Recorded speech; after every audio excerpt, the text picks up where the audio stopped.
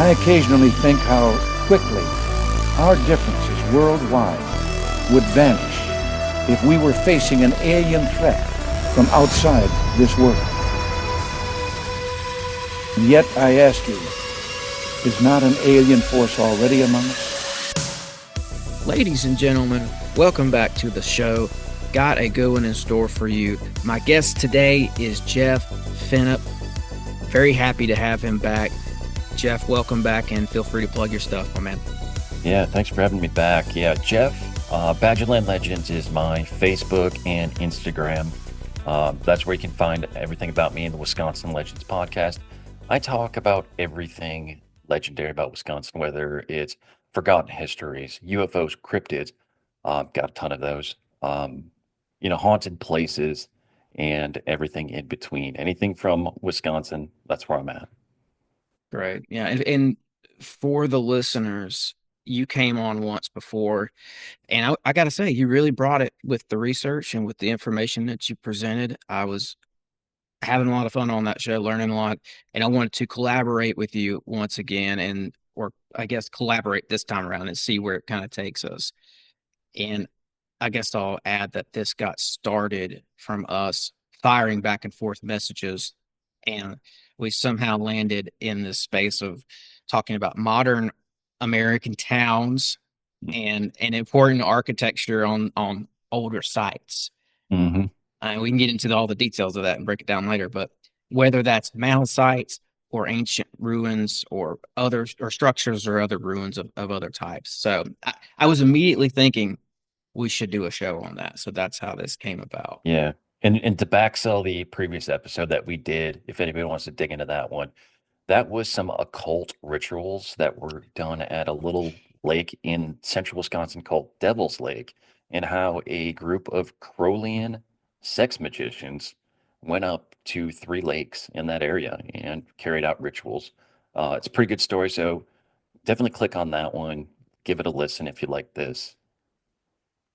Well, it's like you were saying, these are spiritual sites. Mm-hmm.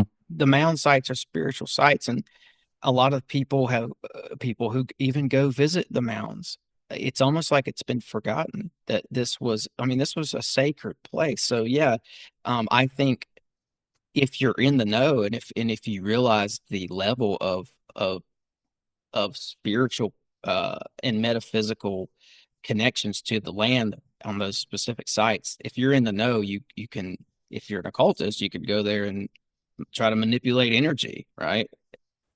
Yeah, definitely. And I think that's been the focus of a lot of modern practitioners, is to try to take these ancient sites and the energies that they may still hold and try to harness it for their own works and their own deeds. And I find that fascinating that we have so many of these, just in Wisconsin. We have them in state parks, in county parks, even city parks, and they're well preserved, they're protected.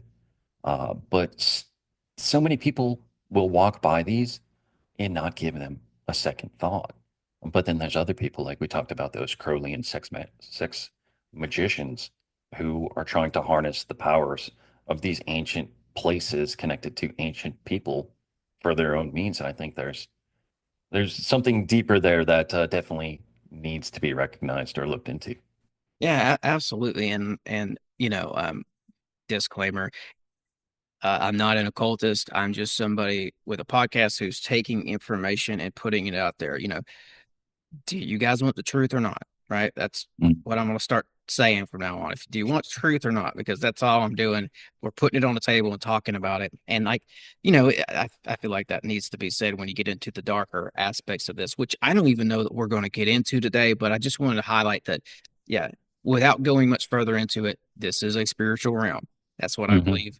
And it just comes up all the time on this show. But to touch on something you said there as well, walk used to talk about people walking by the mounds and not even giving them any kind of mind. And Hmm. I've seen that in some of these accounts. And I could maybe bring this up later, but the mounds that are still in Grand Rapids, Michigan, I think they're called Norton Mounds. I've talked to people, they're right there by downtown. They were part of a larger cluster that got wiped out. And there's a couple remaining mounds. And I've talked to people who are like, oh, yeah, I've been to that little park or whatever it is. I didn't know those were mounds. Some people just don't even know what they are. They just look like hills, I guess, to them. So my point is I mean, this is a forgotten history. Mhm. And oftentimes you were getting a very different story from the mainstream version. And, there's a pattern of building on a previous location here that I want to touch on today.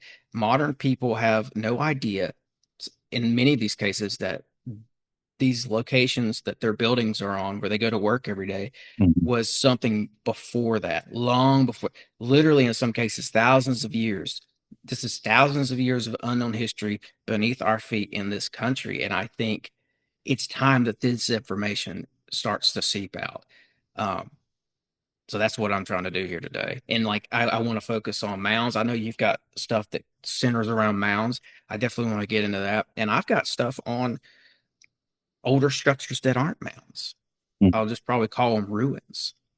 So I'd like to interweave all this stuff together and see what we can come up with today.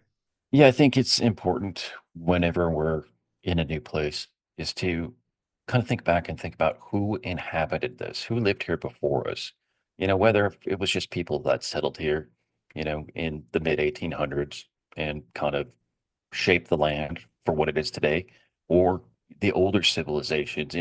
We think of America, starting, 1776. Maybe we think about, the Mayflower coming over, in the 1500s. I think that was part of my a history here.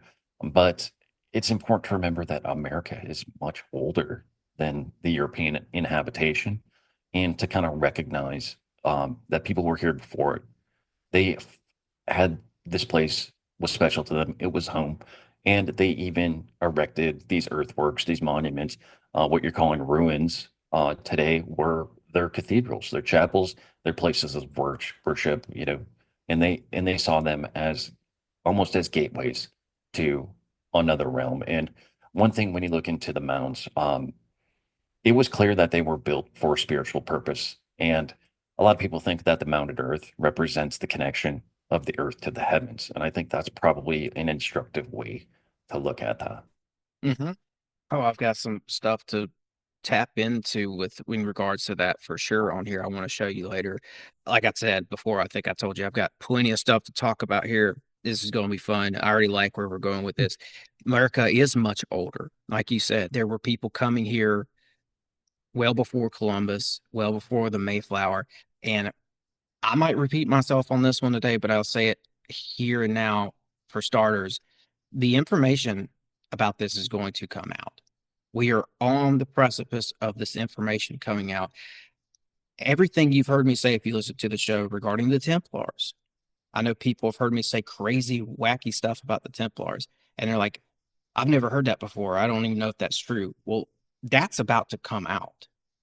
All this, it might take 50 years for the rest of society to catch up to it, or it might just not take that long. But it's about to come out. I've got letters on the way to me right now in the mail that I will be reading on this show to do with Templars coming over here for sure in the 1300s, maybe before that. Intermarrying with the natives. There was a they crossed paths and they shared rituals. They married them. So there's a lot of stuff here that we haven't been told that's about, like I said, it's all about to come out. Um, What's and that I've got famous what's that Go famous ahead. saying that science advances one funeral at a time? I think that goes for the field Yes. of history and archaeology too. I think people they get married into their ideas of what was here before us. And the thing is, we really don't know. We can make our best guesses, but it seems like there's a lot of people running interference on some of that stuff, like the Templar stuff. Talk about a lot about the Mandan tribe out there in North Dakota, of blue-haired, with blonde or redhead people living within that tribe. It's like, well, that had to come from somewhere. Where did that come from? And then, of course, in the Northeast, some of the stone forts, the star forts, astronomical alignments that went to different cultures. It's like you have to question, was Columbus the first one on this landmass that was from outside of this world that, didn't come over on the hypothesis of the Bering Land Bridge and coming over here and having that closed off? Uh, like you said, I think the truth is going to come out. I think people are going to be allowed to speculate more. And I think obviously we have to use some discernment in a lot of that because, there's been a lot of, crazy stuff that's come along with that. But I think it needs to stand up to scientific rigor and be examined in its, the full scope of what we call science today. But I think, things need to be taken seriously. And hopefully, like you said, it might take 50 years. But I think, like you said, I think this is something that will be opening Mhm. up probably within our lifetime. Yeah, I think so. It might take 50 years for society as a whole, like I guess, regular people, and it might take a while for some of these academics to accept it. They might go to their grave denying it. Mhm. But if you listen to this show, we're not going to wait 50 years. We're going to have some of this information out this year, So hopefully, me, yourself, Jeff, and some of us out here who are talking about this stuff will be able to push this forward so we don't have Mhm. to wait. And I just came up with 50 years because it just came to mind, and it could take that long, but more like 20, 30. I don't know. We'll just see how it goes. We'll see how it goes. Yeah, you people can look at lawn saw metals. This Viking site, I'm using Viking loosely. They were Norsemen who came to what's modern day Canada. I think it's Labrador, or no, it's Newfoundland. That's 1,000 year old. That predates the 1300s and the Templars. So we know that they were here too. Mhm. Definitely. Yeah, there's a lot of people when you get into this realm of talking about people with the blonde hair and the red hair and the blue eyes and the, for lack of a better term, white natives. Yeah, there's a lot of options on the table for how that could have happened. Mhm. So, I've got plenty of stuff today. Like I said, I can start off with it, or I can wait and let you go. What are you feeling here? Because I got plenty of stuff to talk about. Yeah, so let's get into some of the mount stuff here and kind of Mhm. see where we go from here. I got just a few slides that I can share with you and let me know if you can see it. I talked about can you see my screen there? Yes. Okay, so you see the Spirits of the Earth effigy mound. Okay, Mhm. so this is Robert Birmingham. He's a Wisconsin professor and mound enthusiast. So he says, in the case of the effigy mounds, the man-made construction, man, I'm having a hard time reading this because of my mic stand. The man-made mound constructions were not simply built as static symbols on vacant land, but were built to be alive, actively bringing together the natural and supernatural world.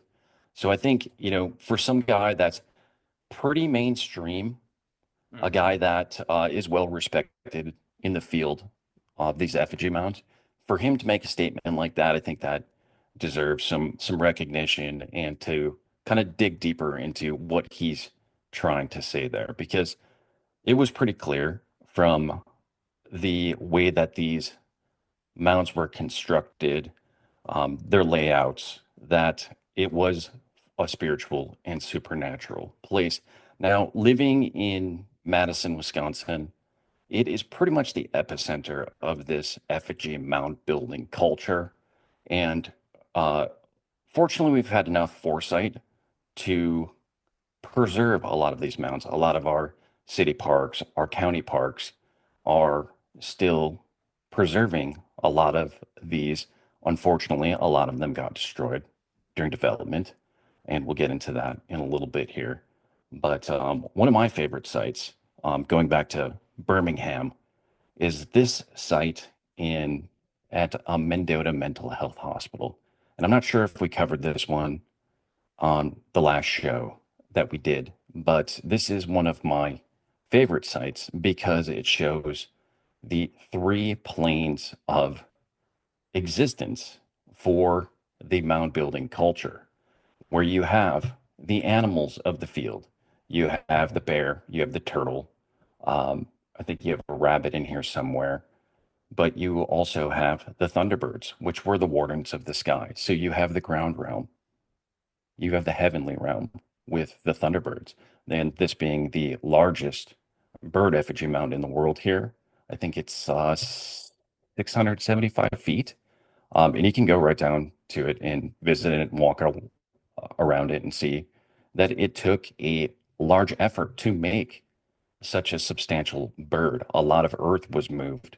Um, and by their admission, they think, wicker baskets, maybe scapulas from deer to move all of this to make this huge bird for what we're considering to be a hunting and gathering culture. A large undertaking for that. Um, and getting back to that plane of existence being, the earth realm, we also have what we call this is what they call the water panther, and it's also called the underwater panther. So you have all three planes of existence. And getting back to Birmingham, I got to see him talk at a place called Astelon a few years ago. He did a solstice, um, a program during the summer solstice at the place and talking about the significance of that site during the summer solstice. And I asked him, I said, what do you think is the most important preserved site for the effigy mounds? And he said Mendota by far, because of the reason I just laid out for you there, is that it shows their cosmology in uh, one cluster because of that underwater panther. Now, the coolest story about this is that that underwater panther, I didn't know it was there for a while, but I had been hearing about this old Indian tale of this, for better words, an underwater panther or some kind of sea monster that was toppling these Indians' canoes near a place called Governor's Island. And this just happens to be right next to that bay where all those Indian legends come from. So it kind of instantiates that there is the legend of the underwater panther, as well as Mm, the more modern Ho Chunk legend of these mischievous canoe toppling creatures that lived off the island. So it's like, are ha- those a spiritual creature or was it something there? And there's been modern day sightings of a sea serpent or some kind of lake monster there too, which is just kind of ties it all together, which I just love. yeah. Have you heard the new Lake Mendota discovery about the little canoes, the boats they found there? Yes, so Lake Mendota has hit the news in the past few years about some of the oldest, well-preserved canoes being discovered there by some Wisconsin archaeological divers. And they've been able to actually pull these canoes off the bottom of the lake and preserve them now. So they have them preserved. I don't remember the exact dates on those, and I Yeah, I'll won't show even. you, Okay. or I'll tell you real quick. So here's I just pulled up one of the articles about this, and it's thought to be 700 years older than the Great Pyramid of Giza. Archaeologists in the United States believe they have uncovered evidence of an ancient civilization older than the pyramids of Egypt. And this is here in Lake Mendota. I thought that Hmm. I think this is a great find. It says Yeah. a prehistoric canoe that predates the Great Pyramid of Giza by approximately 700 years has been discovered in Lake Mendota, Wisconsin. Egypt's famous pyramid is at least 4,500 years old, while the vessel found is believed to be 5,200 years old. And if I'm remembering correctly, I think they found many of these canoes, and they're made out of hard red oak. And it wasn't just that they were using red oak; they were using. They think that they were using wounded oak trees because when the tree is wounded, it unleashes some sort of a chemical that makes the wood different, so it's less porous.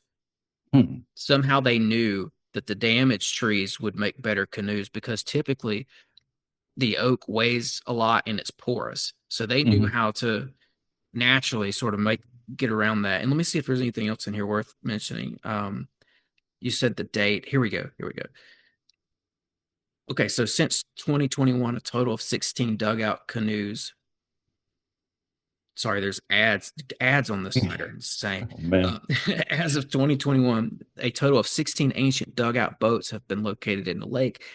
Each vessel was carved from a single tree trunk using fire and basic implements such as stones and shells. Radiocarbon dating revealed that the canoes were constructed between 3000 BC and 1000 AD. The boats were discovered 30 feet beneath the surface, near clustered near natural paths. And there's one other thing I want to add because you brought up this quote that Robert Birmingham said. He said bringing together the natural and the supernatural. Mhm. And I saw something here. Okay, this is interesting. The canoes were found near Wake Lake Wingra, Mhm. where it said one of its springs with its white clay bottom is viewed as a portal to the spirit world. For generations, the Ho-Chunk people honored this place through ceremonies of remembrance. And they're suggesting that they think that this area, it might be the exact area you have up here, perhaps, is or was associated with the spirit world for these people. So I thought that was interesting. That is interesting. Yes. And yeah, so Winger would be a little different. I have a picture here of the four lakes. So we have Mendota here. That's the Oh, big cool. lake at the top of the screen. Then we have Monona here, and then Wingra is this little offshoot here. It's kind of Okay. on its own. So they call Madison the land of four lakes, but there's actually five. So we got Wabisa, Kaganza, Monona, Mendota, and Wingra, Okay. all in there. So there's actually five there, and there's actually another tale about another lake, which is more of a pond, just outside of Lake Mendota, called they call it Lost Lake, but that's more of a pond. But yeah, um, I just want to there's highlight that this is Madison, Wisconsin, as you said, and I just think that us having these kind of discoveries made here in America Mhm. is what I'm all about, man. I'm so happy we're talking about this. Yeah, it's a lot of fun, and just being able to, you know, uh, like we talked about, at the beginning of the program, we walk by this stuff. You stop, probably 50 people on the streets of Madison and say, "Hey, do you know where I can find Indian Mountain?" They probably won't know what you're talking about. Maybe one will be like, "Oh yeah, I know there's one over next to Mhm. the campus, or I know there's one in this park." But most people don't know these exist. We have a very nice golf and country club built right on top of this Black Hawk Country Club, and they've done their best to preserve the Indian Mountains right there within that golf course. So, kind of a contemporary use for such an ancient earthwork, but they tried, had there not been a golf course there would probably just be houses there and they would have been damaged. So they have one of the largest goose mounds there. But yeah, I digress on that on Yeah. that one. But it's crazy because you look at Madison, it is the capital city of Wisconsin. It's home to the University of Wisconsin-Madison, and it was the first state college. And right here, if you're following along, I have a picture of kind of an early diagram of what they called College Hill. Back then, they call it Bascom Hill now. And it was pretty evident that the mound building culture liked to build these on the highest point adjacent or overlooking water. And the two highest spots on the Isthmus of Madison, being the land strip between Lake Monona and Lake Mendota, is this College Hill, Bascom Hill, they call it now, and the Capitol Hill, or Capitol Square, is what they call it now. So having these prominent buildings built right on top of these mound sites, um, you kind of wonder, was there something more that went into that? Was there some kind of energy flowing to that they try to harness, both for their school of higher learning as well as their seat of government? And I Yeah, don't think that's a coincidence. I don't either. And I think maybe we're going to build up to talk about whether or not this capital is on a mound site. We can get to that, but one of the records I saw pertaining to Madison, and Madison's kind of new to me. Like this was not on my radar. I think this is a very fascinating place now. But anyway, one of the records I saw shows that they picked Madison as a location for the capital of Wisconsin before they laid the cornerstone or before they built anything there. Yeah, so it was kind of, well, so the official story was there was a politician, and he was also an emissary for the it was American Fur Company. It was another kind of name of high importance across the United States. Um, John Jacob Astor of the American Fur Company. That's where he made his fortune. So if you've ever heard the name Astoria or John Jacob Astor, that's where that comes from, the American Fur fortune. So James Dwayne Doty he was a lawyer for the firm, but he was also a guy that went and scouted properties. So on behalf of the American Fur Company, Doty came into Madison, which was, heavily forested. There was still some Ho-Chunk people living there, as well as some white settlers that came, and also some white settlers that intermarried with the Indian tribes that lived on that land. Well, he thought this would be a great place to do some land speculation, so he purchased a bunch of lots in Madison. And it said that when they decided, so before Wisconsin, it was part of the Northwest Territory, then it was part of the Michigan Territory, and then it was planned to be the next state in America of Wisconsin. So when they were forming the government, trying to figure out, okay, where's our capital going to be? Is it going to be Dubuque, Iowa was actually part of Wisconsin at the time. Was it going to be Milwaukee? Was it going to be Green Bay? Um, Doty, it said that he cozied up to these other lawmakers on a cold January and February and gave them these buffalo pelts from the American Fur Company as like a show of comfort. But on the back end, he was actually wheeling and dealing and offering these politicians premier lots on the isthmus in Madison and saying, hey, if you put our vote over, I will give you a lot in the new Mhm. capital right there on the square. Tales old as time, Mhm. political corruption. So that's really kind of the origin story about how Madison became the capital of Wisconsin. And I also think that there was something here that attracted them to this location already. I think there were mounds and possibly more than just mounds because one of the other records I was looking at said that some of these guys were Freemasons. A lot of the first buildings in Madison were attributed to Freemasons. And from what I'm finding here is that they picked their locations for their buildings because they were at older sites. And I can mhm. I can show you why I think that later. I've got plenty of examples. Yeah, Um, definitely. yeah. I'm Yeah, just assuming that the first buildings here in Madison were built possibly on older ones or near the ruins, inspired yeah, by ruins even. yeah. I don't. I'm curious to see what you find. I haven't found anything conclusive to say that there was ruins or other structures here before Madison was built, other than obviously the mound sites, which Yeah. were leveled for that. So, I talked about College Hill.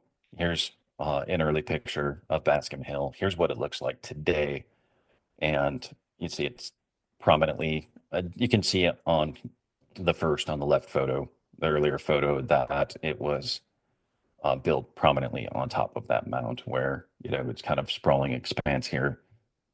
There's another story about this Abe Lincoln statue. Now, obviously, Abe Lincoln, when the bricks were laid for Bascom Hill, Abe Lincoln wasn't even president yet. But um, after, obviously, his assassination, our proximity to Illinois, um, Lincoln's reputation, they decided to construct this Abe Lincoln statue right in front of Bascom Hall. Uh, so when they broke ground for the Abe Lincoln statue, they actually uncovered two burials. Now, knowing that this was an ancient Indian burial ground right there, they thought, okay, maybe these are, until they found plaques and found that they were actually two of the earliest European inhabitants of Madison. One was a workman that died during a lightning strike building the first Capitol, and the other one I think died of like typhoid or some kind of old world disease at the time. So they said, okay, well, there's a high hill, let's bury him there. We know there's other burials there, and then of course when they excavated this statue, they found him or found them, and um, they pretty much just recovered them, put the statue. The statue's not right on top of them. I believe there's steps there, and there are little placards with both of the gentlemen's initials on them that you can find just to the right and left of the statue, which is kind of interesting because it seems like no matter what it is, um, what something's been used for all of civilization, it continues being used for that. And that's why, a logical explanation for why a lot of the modern sites are built on older Yeah. sites. Yeah, and a lot of the statues too is something that we've been finding on this show. JJ Vance and I have talked about this. Some of these statues have little hollowed out areas or boxes inside of them with stuff. Often it's stuff associated with the Templars. I find that very interesting too. Yeah, yeah, super interesting So just to think yeah, about. And then you talk, whenever you say Templar, you think kind of lineage to Freemasonry, and then obviously, we can explore what you have found as far as Madison goes hmm in regards to that. Whenever you're ready to jump in with that stuff, I'd love to hear that. yeah. But I think it was. There's a couple of the statues. I need to go back and look through this material and do a show on it. But one of the statues was a Confederate statue that was torn down during 2020 because they were, tearing down monuments during that time, and Mhm. it had a Templar roster in there and other items of importance to them. And I think it just goes to show that they were here early on and they were scouting the land and they were picking locations that would turn into these towns. And often it's because the location meant something. It was already on some sort of a ley line. It was a mound site or it had other type of ruins. So time and time again, that's what I'm finding with a lot of the major cities and towns in this country is that there's some sort of a connection with Templars or ancient sites. Yeah. Yeah, absolutely.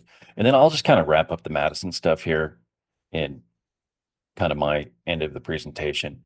Now, one of the famous archaeologists, and he was the first director of the Wisconsin Historical Society, his name was Charles Brown.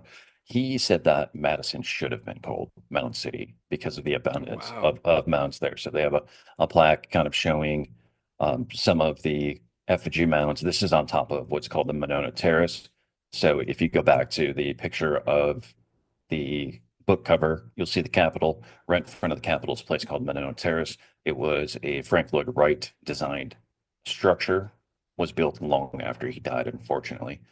He tried to get it built during his lifetime, but politicians had other stories for that. But eventually, it got built, and this is the plaque that sits on top of it.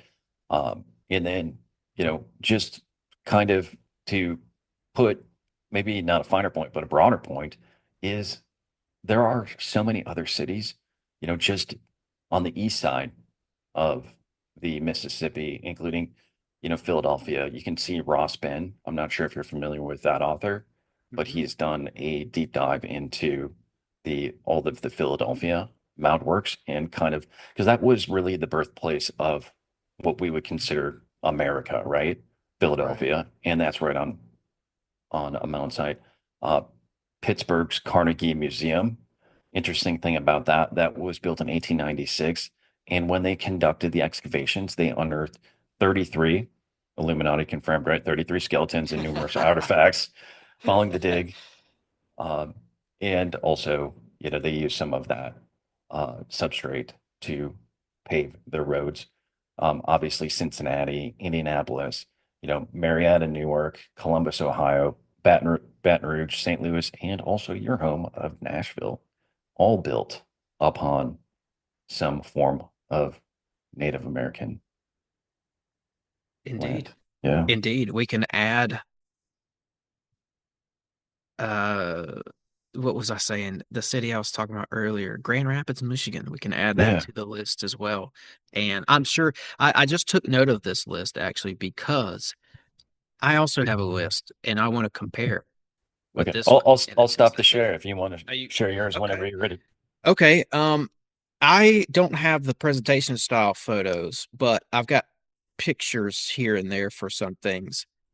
Actually, let me just show one real quick and then I'll launch into Sure. what something I think might make sense within this conversation here. Uh, let's see here. Pull this up. Bear with me. Because we talked about Nashville. Hmm. Do you see this? Yep. You can see This it. is the this is the Nashville Capitol. And I think that's on a giant mound, personally. Wouldn't surprise me one bit if it was. Do you see this line here between there's like a crease. Like grading, yeah. Yeah. Hmm. So and there's no I mean this is just an assumption on my part for the most part. I do have the 1870 Putnam Peabody excavation report that they did here in Nashville. And they were finding all kinds of crazy stuff. And there's also stuff that was left out of that report. And I know that now. I can get into that later. But I just wanted to show for example, right? And I think that our capital is here in Nashville is definitely on a mound. Here's another Yeah. picture, So another angle. I just did like some cursory research on Nashville because I knew it'd come up. It sounds like Mount Bottom, Kingston Springs, which is 20 miles west of Nashville. This is one of the most important Mississippian sites. Prim Park in Brentwood. There's an old schoolhouse that was built upon a site, and then Old Town in Franklin was a private estate that had two pyramidal mounds or pyramidal mounds and a Hmm. burial mound right there. So you got there, and then I know I read something about Nissan Stadium right across there. There is a Mississippian town that was occupied there, another ancient city, Nashville built right next to it or right on top of it.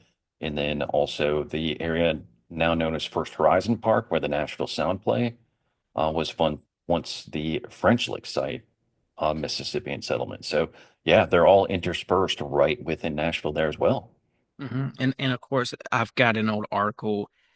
I think it was 1860s, if I remember correctly. And I've talked about it on here before, but it's been a while. But there was a mile-long cavern or tunnel found running from the Star Fort in Nashville called Fort Negley, Mhm. possibly coming right through this area, possibly coming underneath the Capitol and going to another section today that is, I think, probably where that statue of Athena is. But anyway, they found sarcophagus down there. Mhm. Wow. These, like, what are we even in America anymore? And giant vases and stuff. And I've talked to other researchers. There's one guy I'm trying to get on the show, and they have told me that they also believe that this capital sits on a mountain site, and they seem to have some information on that. I'm hoping to you know show that sometime on here, but And there's definitely no from this vantage, it really looks like this was a human earthwork. right. I mean, This yeah, looks it could be a hill, yeah, yeah. but like the I prominence of it. I kind of looks from this angle, it looks like something from Cahokia, something in that St. Louis area to me. And of course, there's no official acknowledgement or explanation from academics from this.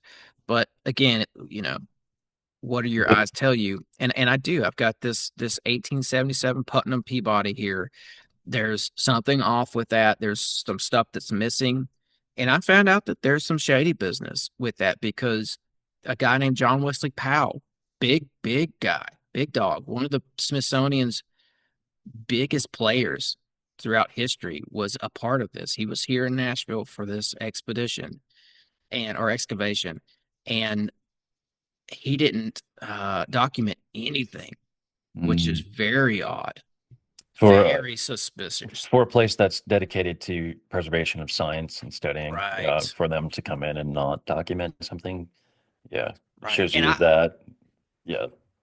Go ahead. I've got sorry, I've seen a lecture with the one of the state anthropologists. I'll leave his name out of this one, but he even says it because he has clearance to the Smithsonian, and he even says in this lecture he went in to the Smithsonian with intention to find John Wesley Powell's notes of that 1877 excavation, and they're not there. So there's some shady business with this. There's a lot going on. Powell, I won't get into the Powell doctrine. I won't get into the 1880 Bureau of Ethnology report that he wrote up. And they talked about how they would not put some information out there if it didn't meet certain qualifications. I'll end it with that.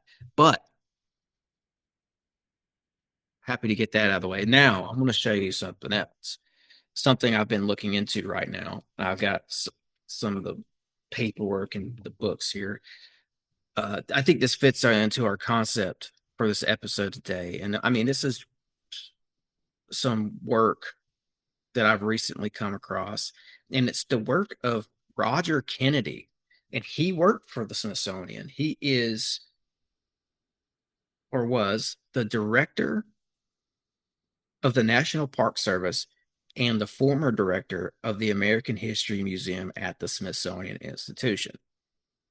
So not a lightweight. Not a lightweight, not a lightweight here. And then I've got some of his work here, and I'll just go through and show you a couple of things.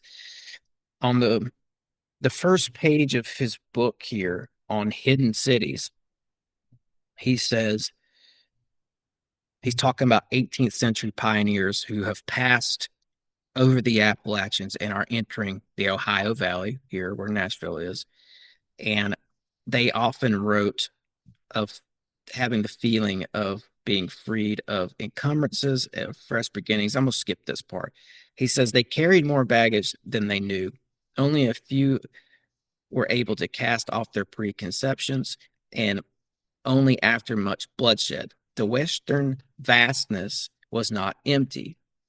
Several 100,000 people were already there and determined to resist invasion. Nor was it without its own history, as the Europeans slowly acknowledged after encountering a profusion of very large ruined buildings. So he's saying in the 18th century, the first pioneers to come out of the Appalachians into Ohio Valley are encountering very large ruined buildings.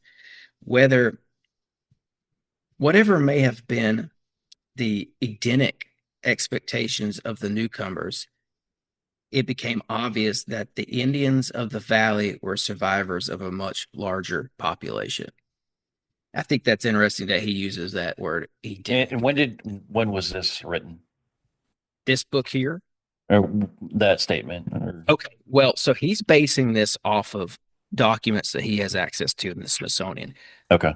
That will go back to the 1800s. Okay. I didn't know if that was a direct quote from.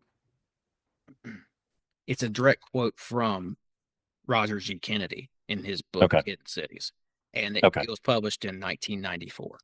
Okay. So fairly recently. Yeah. Yeah, fairly recently. Yeah. But again, like I was about to say, I think that it's interesting that they use that word Edenic because they were expecting to find a Garden of Eden like scenario. Yeah, Edenic. That's just empty with maybe some natives. They would use other words.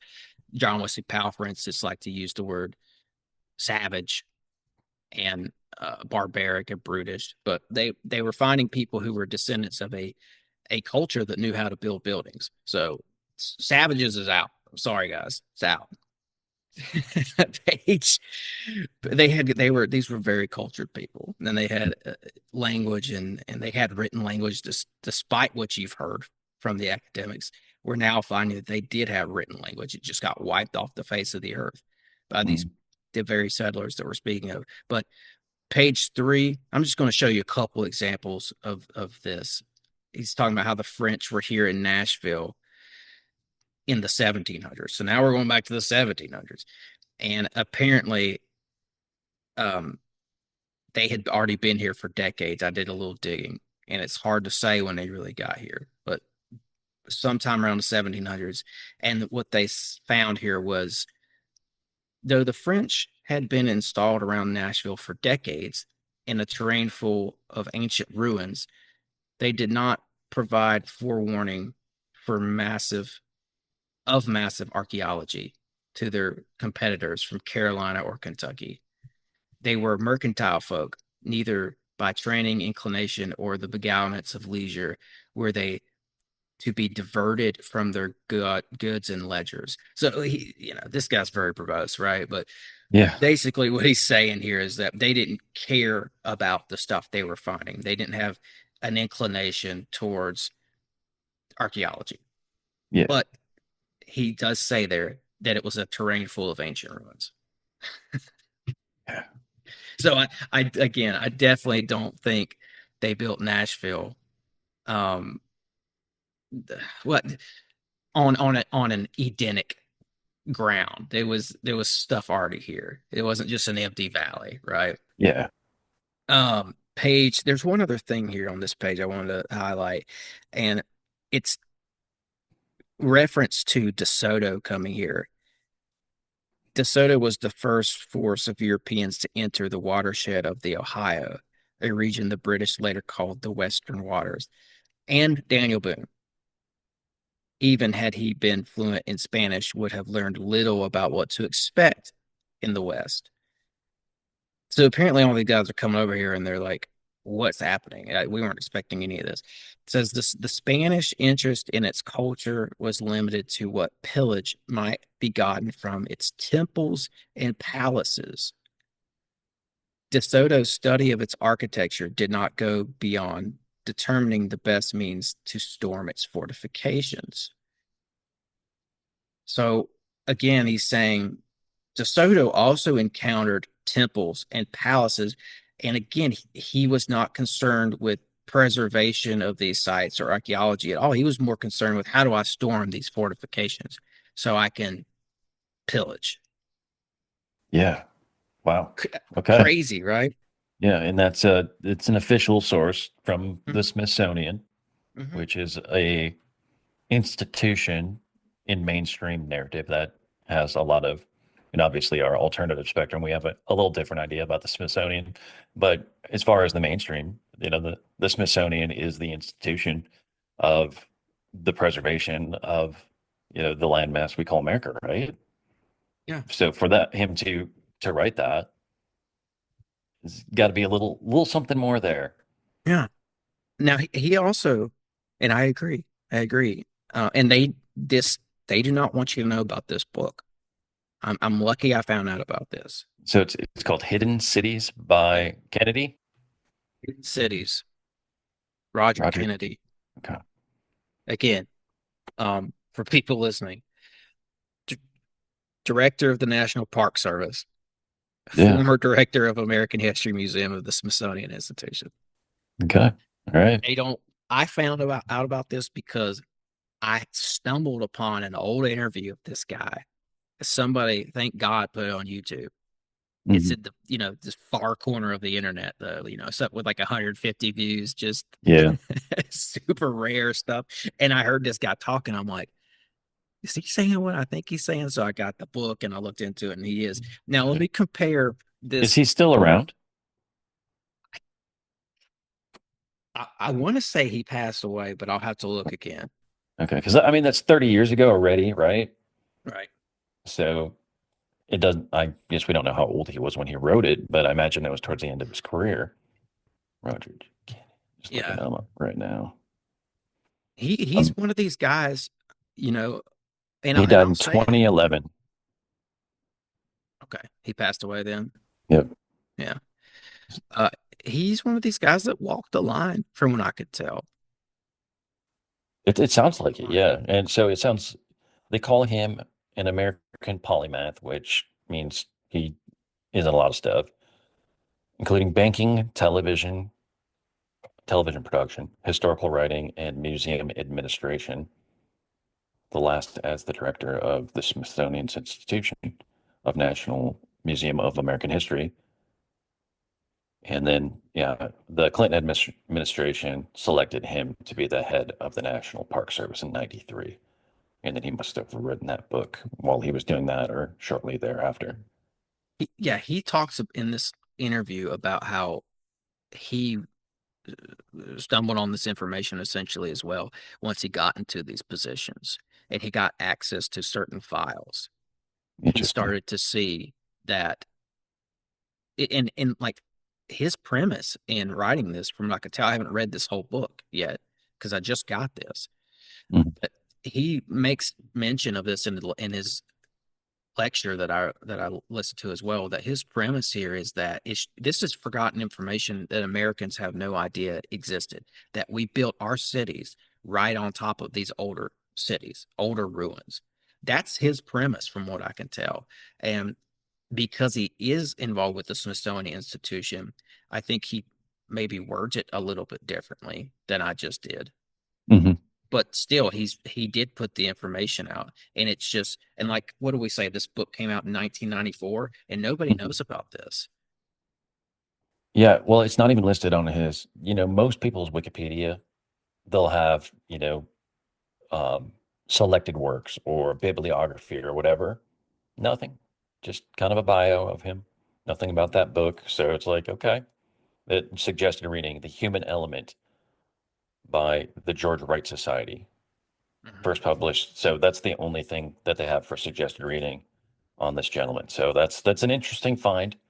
Um, yeah, I'll be interested to see what you dig up once you read in a little further. Yeah, let's do a little bit of a comparison here between the list that you showed and the list that he presents, because he's got a list of cities here too. Yeah, and mine was by no means conclusive. It just Yours showed is that, great. Yours is and I great, by know the way. I didn't even thank you, and I didn't even touch on Detroit. I know Mr. Oh Chet yeah, Stemke would probably have something to say about that as well. So sure. yeah, shout out to our neighbor across the proverbial pond of Lake Michigan. Um, Yeah. so So yeah, that's a good go ahead point. with your list. Yeah. Oh, okay, I will. I'm making a note real quick though. We need to add Detroit, Grand Rapids, Hmm. and I think we should add Minnesota as well. And I'll tell you why later. Minneapolis or Excuse me. Yes, Minneapolis to this list. But yeah, so here's what our friend here, our dear friend at the Smithsonian here, Roger G. Kennedy, has to say. And I'll include the list in this as well. He says here they alluding to these first peoples who came here, the settlers, the DeSotos, and the French, and all that. They had the benefit of a shock of discovery. In few instances in human history has architecture been so important in altering the impression of the nature of one's people in the eyes of others. The founders, capital F, I think he's talking about the founders of America. The Mhm. founders had not anticipated that they would find in the West large, sophisticated, and ancient works performed by the kind of people still resident there. All these clues. He goes Yeah. on to say the architectural evidence was too obtrusive to be ignored. The new cities of the Central Valley, Cincinnati, St. Louis, Marietta, Portsmouth, Lexington, Pittsburgh, Natchez, and Nashville had to be built by clearing away evidence of older ones. Mhm. In the countryside, there were hundreds of thousands of earthen reminders of prior habitation. There still are tens of thousands. The shock of these discoveries forced upon the founders the possibility that the Indians were not all savages. Since the Indians were other and yet obviously human, it was not difficult for some of the founders, especially George Washington and Albert Gallatin, to open their minds to the possibilities presented by. Okay, then he goes into some racial stuff here that I don't think is necessarily pertinent to this discussion. He's saying that they were open-minded to these people being treated as equals, as we know they should have been. So Yeah. some of the founders. So anyway, Which was a useful narrative when mhm. clearing these people from the lands that we now inhabited. So, Yeah, and I think it's good that he mentions that in this book because there was a counter narrative within the Smithsonian's own institutions, the walls of that yeah. institution, with guys Mhm. like John Wesley Powell who argued that these people weren't fully human. Yeah, they were just savages and they Right. needed to be um separated from the land or however they whatever term they wanted to use at the time Exactly. to fulfill their spirit of manifest destiny. Absolutely. So yeah, this is cool because the list you presented of cities a minute ago, Mhm. Mhm. you've got Cincinnati on there, you had St. Louis on there, you Mhm. actually had Marietta on there. I thought that was Yep. cool. Yeah, a lot of the He's Athena mounds there. he says Portsmouth. Is that New Hampshire or what? Is there another Let me Portsmouth? Yeah, I think he's talking about the one in Virginia, Okay. but we could look more into that. He says Lexington, and I don't know exactly Lexington, which. Kentucky, yes, I presume, right? Okay. Okay. Pittsburgh, Okay, we talked about that one. that's on your list that you Yep. showed. Yep. Natchez, I don't know much about Natchez. I still So have to look it up. Natchez is northern Louisiana. I had Baton Rouge, but I think, Okay. or is Yeah, it, you no, no, did. Natchez is Mississippi. Okay. Yeah. And then he mentions Nashville here. In Nashville, And yeah. I would add another city I would add to the list that I've looked into. You said Kentucky, and this reminded me Louisville. Louisville was on Mm, Mount Site, and all that makes kinds of other sense. crazy stuff. Yeah. Crazy stuff in Louisville. Um, and let me see if there's anything else I want to milk from this book before we move on. Uh, Page 16, I have a note to look at that. Let's see. I think this is about the trade. He mentions like and acknowledges the trade networks extending from South Carolina to Yellowstone. Yeah. So we've Well, got he was the director of the national park. So yeah. that He- makes it all checks out, right? well, And I and think and on my previous presentation, I think we talked a little about Astalon and the Mhm. Princess of Astalon. She was buried kind of enshrouded. I don't even know if that's a word I just made up, but she had these bead necklaces that wrapped around her body, and I believe those were traced back to both the coastal Carolinas as well as the Gulf of Mississippi, as far as where their native habitats were, showing that there was a vast trade network from coastal Carolinas, also the Gulf of Mexico area, Mississippi Delta area. indeed, So indeed, that's that's perfect as you said that. So this is what the book says here. Oh, he also says Chillicothe, Ohio okay. Chillicothe, is yeah. is on the list too. But okay, going along with what you just said, these Indians of the third, fourth, and fifth centuries had good eyes for materials from which to make beautiful things. The white aragonite they quarried deep in that Indiana cave turned translucent in the light and open air. The obsidian they obtained from what is now Yellowstone National Park was employed together with copper from Isle Royale or northern Michigan, shark's teeth from Florida, silver from Ontario, lead from Wisconsin or Missouri, and mica sheets from the Carolinas. Their architecture is so different from that of the cone builders that I think it likely that it was created by a cadre of priestly architect, astronomers, or geomancers. Wow. He's getting in it right there. He's in it right there, man. Yeah. He's so yeah, that's so to speaking to the trade network, they're finding obsidian from Yellowstone Yeah. Of out course, here. Isle Royale, the great copper culture there, Mhm. copper Yeah. culture complex, whatever they call it. Yeah. So yeah, I'm still reading through this book, right? So I'll just cap it off with that for today Okay. for this. But I do think it's interesting that his it seems like his um hypothesis here is that Mhm. the people who built some of these ruins and these buildings and temples and palaces that he mentioned earlier was a cadre of priestly architect, astronomers, and geomancers. Yeah, I love that. That's wild, man. Yeah. And that's been my suspicion as well. Yeah. No, it makes sense in the context that we look at these mound sites, where they're located, and kind of the vast network of them. So, between, geomantic sites, trade networks, he even delved into some, you said astronomers. So,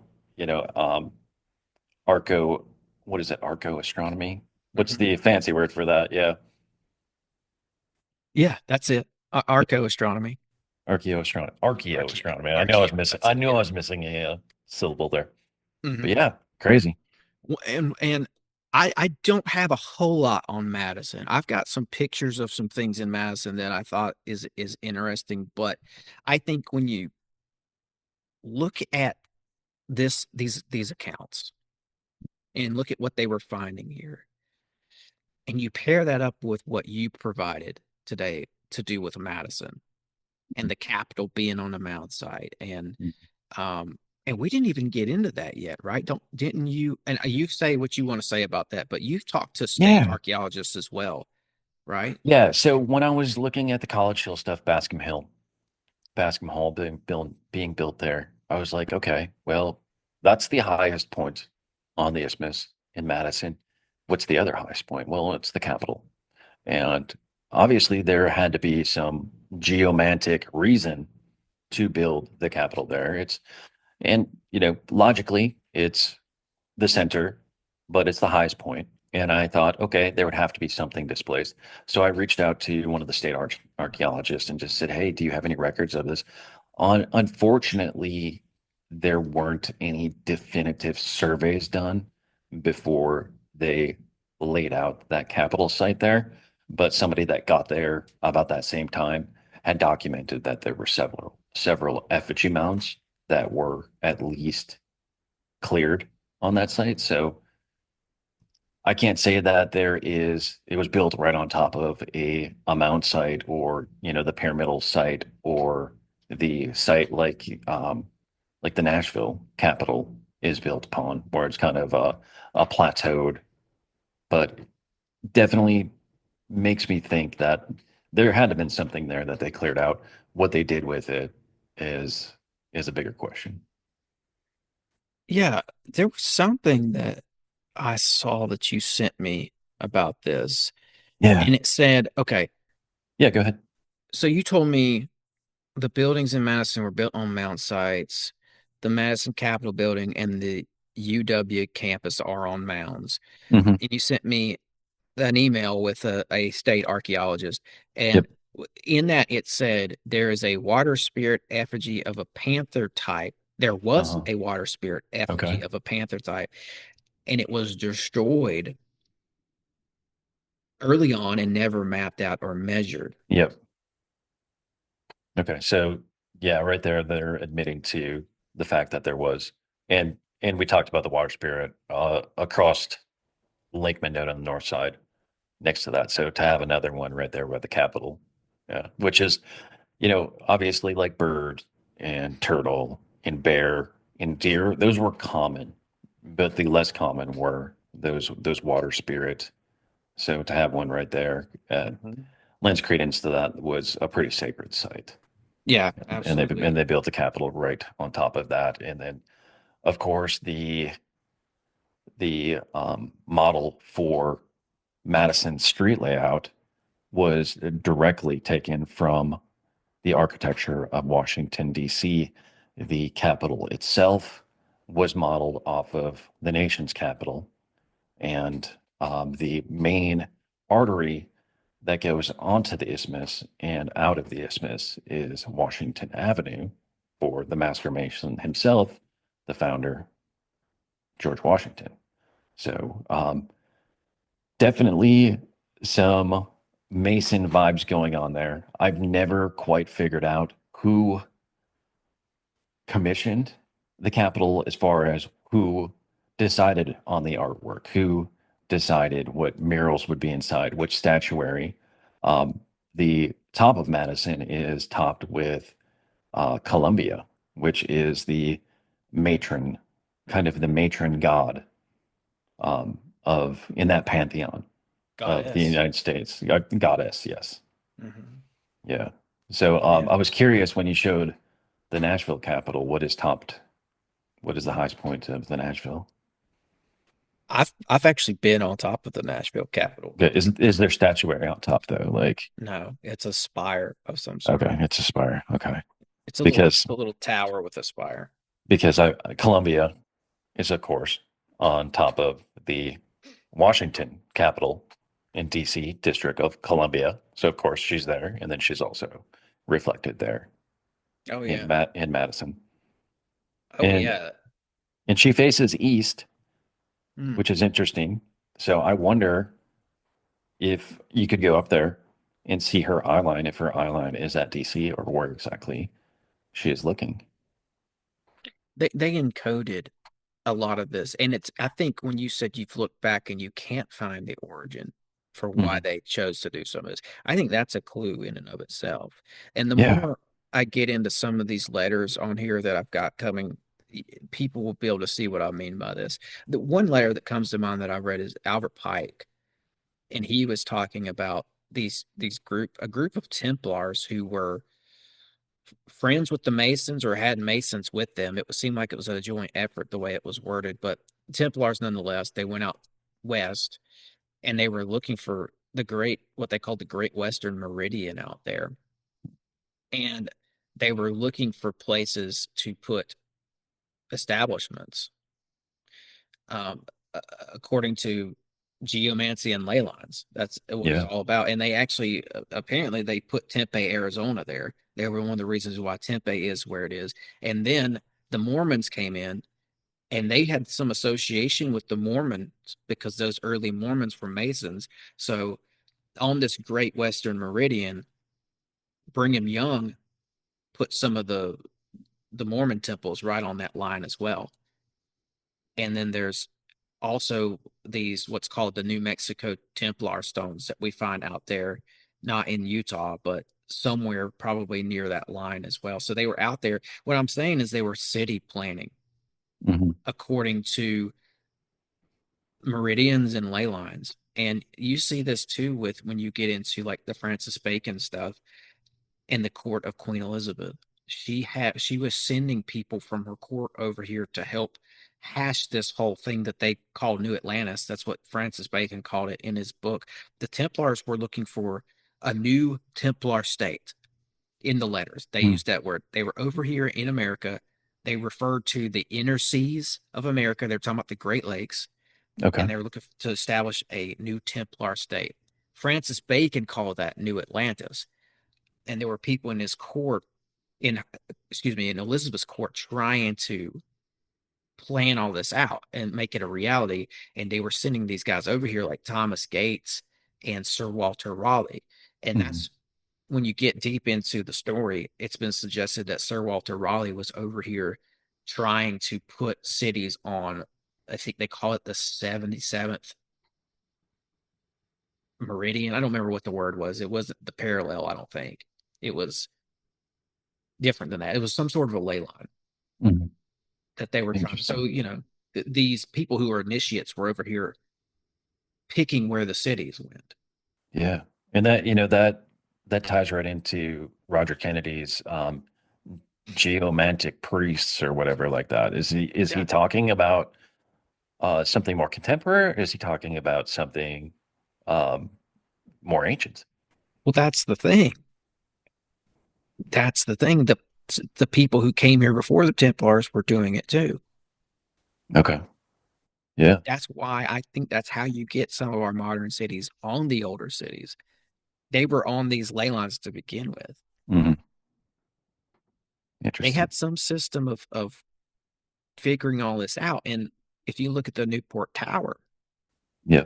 that's got a line that goes straight to Kensington, Minnesota, where they Mm, found the Kensington Kensington Moonstone. Ringstone. Yeah. Newport Tower, which has Templar iconography on it, and the Kensington Runestone, which is arguably a Templar land claim from the 1300s, Yeah. are on a line, some sort of a ley line. So they had some system of, of figuring this out and knowing this information. And it Interesting. was, and I think it tied in with the astronomy as well, because on the winter solstice at 9 a.m., if you're in that Newport Tower, one of the little windows in there, a beam of light comes through the window and shines on an egg, Yeah. and it's goddess stuff. It's like symbolism of the goddess. Yeah, I saw Scott Wolter did something like that for American Unearthed, where I was like, okay, that's interesting. Yeah. Yeah, It's like I that think was clearly designed to go over that egg as a fertility ritual. Yes. yeah, and he found that it was on the line that, or it's in alignment, I should say, with that Kensington Runestone site. He Okay, that found would it. make sense because he is a UW, Mhm. Minnesota, or not UM, University of Minnesota. Yeah. And I think too, if I'm remembering correctly, I've talked to some other people who are way better at this stuff than I am, and they said that that Newport Tower also lines up with Cahokia Mounds. Okay. And that's interesting because for a long period of time, these Cistercian monks moved in and lived right on top of, I think it was Monk's Mound in Cahokia. Really? Okay. And when you find out, I just found all this out recently about the Cistercians. Because before I was like, what are these monks doing over here? So I Now I think know these monks were also they were at a place Templars. in Wisconsin called Holy Hill. I think Okay. that may have been the same order. I I'll have to look it up really quick, but So yeah, you could look that up. What I'm finding though is that the Cistercians were working closely with Templars, and some of them were Templars. It was almost like it was like a brother sister um, agency to each other. Like sure. they worked so close together that they integrated the Cistercians with the Templars, and Bernard de Clairvaux built all those Gothic cathedrals in Europe starting in the 1100s. Mhm. That was Cistercians working with Templars. So they merged together. So when I find out later now that the Cistercians were over here in St. Louis living on this mound that's lined up with Newport Tower, that's because they knew where they knew why they were staying there. They were staying on the ley line. Interesting. Wow. Okay. And it's all wrapped up with Templar lore. Um, and I got another thing here that I can show you. I meant to get this a minute ago, so maybe this will still fit in, but this is to do with Grand Rapids. And this is some of the official um, history there with that. It's Charles E. Belknap, and this was in the 1850s. Work was well underway to prepare the land of Grand Rapids for expansion. The converse mounds were torn down and used as fill dirt to flatten out the land near the river. Charles E. Belknap, a mayor and a USA representative, was a Grand Rapids legend in his own right. He worked on the land as a water boy when he was a child. So he's working when these guys were, he's a part of this work they were doing to level these mountains to build the city. Mhm. And he says here, he laid out his memories of the time decades later in a journal, estimating that there were at least 60 mounds in the group. All the mounds were above the high water mark, he says. Some were small. possibly 100 feet in circumference, with 6, 8, or 10 feet in height, while one on the riverbank south of Fulton near the intersection of Watson Street was at least 30 feet high and 200 feet in circumference, Belknap recalled. As a water boy, it was the 10-year-old Belknap's job to bring drinking water to the construction site for crew workers, primarily Dutch and Irish immigrants. He distinctly remembered the sheer number of human remains and memorials that were Mm. pulled from the mounds. The men, Irish and Hollanders, with pick and shovel, loaded the wagons with black soil mixed with the bones of countless first Americans of whom we have no knowledge, Belknap wrote. The quantity of skulls and bones was so great that the Irishmen, in superstitious horror, struck and left their jobs and were finally sent to work on other streets.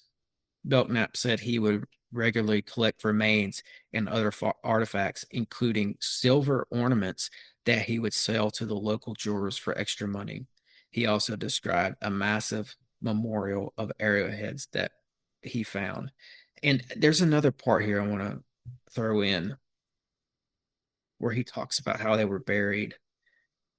Um, Carting away, Belknap claimed that the mounds showed that the dead were buried in an intricate manner. See, in some of the journals that were being put out at the time, some of the official academics on this said that they were just like mass graves, like they were just throwing people in the ground. Mhm. This says otherwise. He says they showed the dead were buried in an intricate manner, refuting the reports that Coffinberry made decades earlier that the burials were more akin to mass graves. The dead bodies were in a sitting position with the backs to the center, were arranged in a circle. When carefully uncovered, the skull and body bones were found in a heap while the leg and feet bones were extended. So, and this is Norton Mounds is what it's called right there You said Grand outside Rapids. Grand Rapids. Yeah. Okay. Yeah, because Interesting. there's this yeah. So there is a similar story from Madison of a place called the Dividing Ridge. Now, the Dividing Ridge would have been a natural creation of gravel till from when the glacier moved through the area and kicked up this kind of this row of till and gravel. But on top of that, the mound builders built a effigy mound complex. So then when they were building Madison, they needed gravel for the road beds. So where are they going to get that from? They're going to get it from the closest place possible, and that was the Dividing Ridge. And the very top of that was this mount complex. So they took all of that substrate, gravel, human remains, and all, and carted it and used it as substrate. So yeah, Madison's streets were literally paved in human remains, which is kind of a disturbing discovery. Yeah. Yeah, that's wild. Yeah, I wanted to tie this in today too, which is the general area that you research. And like I say, one group I think who had a high level of Masonic skills were the Templars. I think they came over here and they started building many of these buildings and some of these star forts. And like I said before, I think some of that information is just going to continue to come out on that. Hmm. But in regards to where you're at, and specifically, the letters say that they were exploring these inner seas, which were the Great Lakes. And I think that's how you get a Kensington runestone. I think they came down Lake Superior Hmm. and docked there near Duluth, or there's a town called Superior, Wisconsin. I'm sure you're Correct. Yeah, familiar. it's Duluth Superior. It's pretty much the same area. Yes. Hmm. Yep. My suspicion is that they docked there and they came down into the state and they laid that runestone in In Kensington in as a claim. Kensington as a claim, and set they intended to say to claim all of Wisconsin by doing that and part of the Mississippi. That's what I think was happening. And Uh, I think that they were indeed docking Lake Superior because also in these letters they talk about how they were in the land of silver and copper, Yep. which that's got to be Lake Superior, Yep. thereabouts. So they go into, so I think they came down, probably docked in Duluth Superior, went down into Minnesota slash Wisconsin and laid that land claim. And I think they kept going west to Montana. Because there's said to be a Templar undercroft in Montana. It's like a safety deposit box situation they had there. And then, like I said before, they were putting stuff on that Great Western Meridian. So they kept going west. But for some reason, they picked your area to put the land claim. And I think that's no small thing. Yeah, I think they probably rode those inland seas as far as they could, like you said. And then they said, well, okay, well, this is a new land, right? Mm-hmm. And said, this is now our territory, and buried that tablet that that poor farmer dug up and then got ridiculed for the rest of his life for saying it's a forgery. And he's like, well, I don't know what any of this means, and I don't have the time. I'm a farmer. I'm not going to carve this thing, this stone out. So I don't know what it is, but I didn't do it. Mm-hmm. Yeah. Mm-hmm. No, there's, if you look at Scott Walter's work on that runestone, Mhm.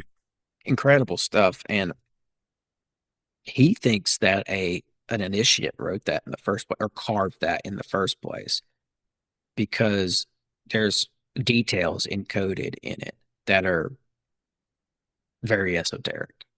And on the runestone where it talks about the number of people who died, he doesn't think that those people died at all. The numbers mean something.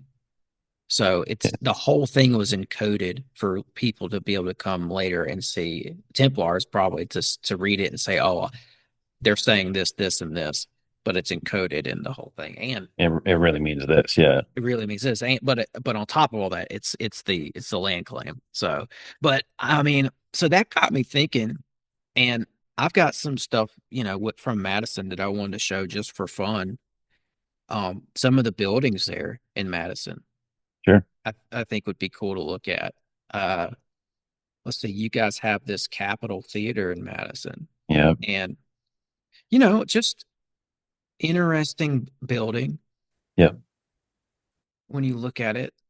It's just like what was what really was the inspiration for some of these older buildings. And I'm not going to go full Tartarian on here. I think there's pretty good records of this being built, but what, like, the better question is what inspired it, and Right. what knowledge did the people who actually built it, Mhm. what did they have? Yes. And obviously a screenshot here, but I mean, Yeah. that's pretty wild. Pretty Yeah. wild It's architecture a there. beautiful old building, but it's Yeah. overshadowed by a overly modern monstrosity called the Right. Overture Center, which is this big glass building there today. And the Capitol Theater, it's a beautiful old theater. Actually, speaking of the Great Lakes, I got to see Gordon Lightfoot play there a Cool. few years before he passed. And it's a beautiful building, perfect place for a concert. But then we got the Overture Center now, which is, it's a beautiful modern opera house. But compared to the grandeur of these old buildings, it does not compete. Hmm.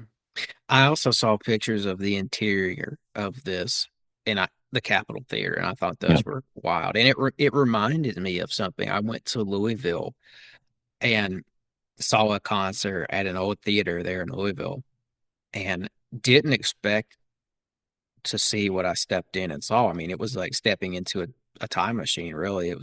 I thought I walked into like the 1500s in Russia or something. Like it definitely evoked thoughts of Tartaria. Just very ornate interior, like going back in time was, and it's just you never know it's there. I just happened to go see a concert there, and it's like really, what really was the inspiration for all this? Um, not Yeah. saying that. Go ahead, go ahead. I was just gonna say, when you walk into these old buildings and you really, sit there and kind of take in their energy, you get a completely different feel from when you go into just the next door, like the Overture Hall. Nothing, nothing Yeah, like this old architecture. Like there's no spirit to it. right. And you have Superior Opera House in Superior, Wisconsin. So Look Superior at is like this. the sister city to Duluth. Yes. Yeah. This one caught my eye because Mhm. over on the far right of the photo, this is a wild old building right here. Yeah, that's wow. Yeah, I've never seen that building. I wonder if it's still there. This was on an old postcard. Yeah, I don't think it's still there. and But that's a it just shame. got me thinking about these opera houses and theaters. Like it's so interesting to me that these places were that ornate and had such an eclectic look to them. Oh, I got one more from Madison Sure. here. This is the Masonic Hall. Been in that building a few times. Uh, Purportedly haunted. Uh, story. The company that I work for, they had their Christmas party there one year, and they pretty much let everybody have the free run of the place. So me and my wife were, just checking it out. There's a theater inside there, of course. And then we got to a locked, or no, it was an open door, but it was kind of in the recesses of the building. I'm like, I wonder what's behind here. And I opened it up and the energy completely shifted. And I think that was like I don't know. I guess I'm not Masonic, so I don't know the name for it. So there's probably a bunch of Masons in your audience is cursing now. But the place where they do their rites or their rituals or their swearing in Oh, ceremonies. But the vibe completely shifted, and my wife's like, "Yeah, I don't feel good in this room. Let's get out of here," which I don't blame her. But very cool old building. Uh, and I know they're open to a lot of different events. Uh, I won't say fortunately or unfortunately, but it seems like the Masons aren't doing as well with their lodge attendance anymore. They've failed to attract a lot of young people, so they're trying to use these spaces in any way they can to kind of keep the operations afloat. So they have uh, some kind of haunted bar experience or something like that that interesting. my wife wanted to go to. So might have to check that out again. But yeah, Yeah. kind of a Well, cool old building. for sure. I mean, yeah, like you're saying, their numbers might be slim now, but Hmm. you look at pictures like this, and business used to be booming for these guys. I mean, Yes. look at the size of this place compared to that little car. Yes. Yeah. It's a grand building for Look sure. at that. Yeah. It's like, what in this is a massive building. This to me looks like it should have been like a New York City courthouse or something. Hmm. Yeah, I It's could see that with the huge. pillars. Yeah, definitely. Yeah. You could run a government out of a building like this, I think is what I'm getting at. I've seen buildings like this in DC and in New York City, just walking the streets of DC and New York. Mm-hmm. And we've got some buildings like this also in Nashville as well, which with questionable, well, let me say it like this. What do they put these buildings on top of, right? Like we've been talking about all episode. Yeah. Why did they Yep. put There a was huge there was a building? reason the Yeah, Masons chose that site. I'm not sure why, but there was right. there was a reason in their mind. There was a methodology to determine where to put this, and Yeah, there's a reason it's absolutely. there. Absolutely. And when you get into this book, this Roger Kennedy book, and he's talking about these ruins over here of these grand, very large buildings and palaces, and it makes me wonder, like, did they did they draw inspiration from these places, and where did they put their buildings on the foundations of some of these places Hmm. as well? So, just I love diving into this stuff because there's Yeah. so many questions, and this is just such Yeah. a grandiose building, man. I had to show it. I'll show you a couple more from Superior because, like I said, Okay. I do think that was a dock for the Templars. I think they came Okay. through there and probably docked there. A Um, Presbyterian church. Okay. mhm. this is an old postcard, and this one has castle vibes, I guess. Yeah. Fortification. Yeah. Yeah. Just a beautiful old building there. Yeah. Sort of a mix between a church and a castle Yeah. fortification. Yeah. Another one, if you got your internet up here, is it's called the Holy Hill National Shrine of Okay. Mary. I'll pull that up in just a second. Oh, okay. You got another one from Superior. Okay, go ahead. This is the last one I got, and then we'll go to that. And this used to be in Superior, and I wrote it down here. It was torn down in the 1920s. And I categorize this under weird spires, Mm, just weird towers, weird spires. There's a lot of that going on over here. And if I've got an old picture of the 1870s Centennial Expo in Nashville. It was like a World's Fair. And in the picture, they've got a giant radio tower. mm, And it's like, what were they using that for in 1870s, yeah, 1890s? And it looked like this somewhat, except it was, yeah. more straight up, and they didn't have this sort of a bowed base. So I just thought, what really were they using this thing? I'm looking at it and asking myself the same question. It's like you're arching over the road, so you're trying to connect 2 points, and then you also have the spire, so you're trying to draw something down. Yeah, Is kind of the yeah, symbology that I'm picking up. yeah, for sure. Are they trying to metaphysically charge this That's whatever that's was here? that's where I was going with that. Hmm. Yeah. Hmm. Okay, so tell me. Holy Hill National Shrine of Mary in Hubertus, Wisconsin. All right,